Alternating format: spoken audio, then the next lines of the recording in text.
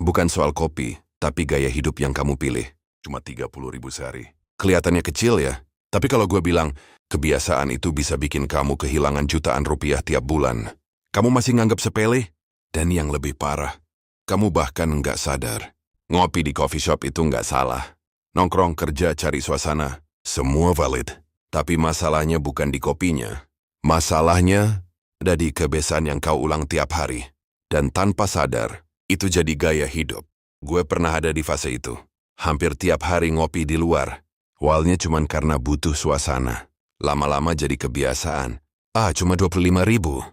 Cuma 30.000. Tapi yang enggak gue sadari waktu itu bukan cuma soal sekali beli. Itu soal konsistensi pengeluaran kecil yang diulang terus-menerus.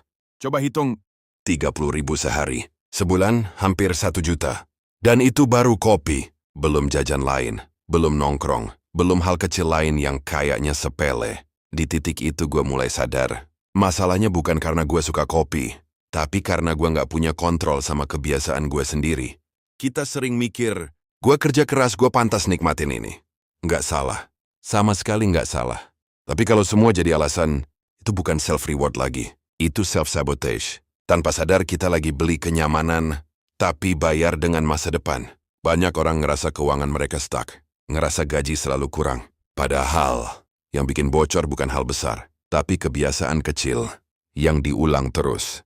Ngopi tiap hari, pesan makanan karena malas, belanja impulsif karena lagi capek. Semua terasa kecil. Sampai kamu kumpulin dalam 1 bulan. Dan di situ kamu bakal sadar, ternyata bukan penghasilanmu yang kecil, tapi gaya hidupmu yang diam-diam besar. Gue nggak bilang kamu harus berhenti ngopi. Enggak. Tapi mulai sadar, kapan itu kebutuhan, dan kapan itu cuma kebiasaan. Coba ganti beberapa hari ngopi di luar, jadi bikin sendiri di rumah. Coba tahan 1-2 kali, dan lihat bedanya di akhir bulan. Bukan soal pelit, tapi soal sadar. Karena perubahan besar selalu dimulai dari keputusan kecil yang kamu ulang setiap hari. Jadi sekarang coba tanya ke diri kamu sendiri, gue bener butuh kopi itu? Atau cuman butuh alasan buat merasa nyaman? Karena di akhirnya, bukan kopi yang menentukan hidup kamu, tapi gaya hidup yang kamu pilih setiap hari.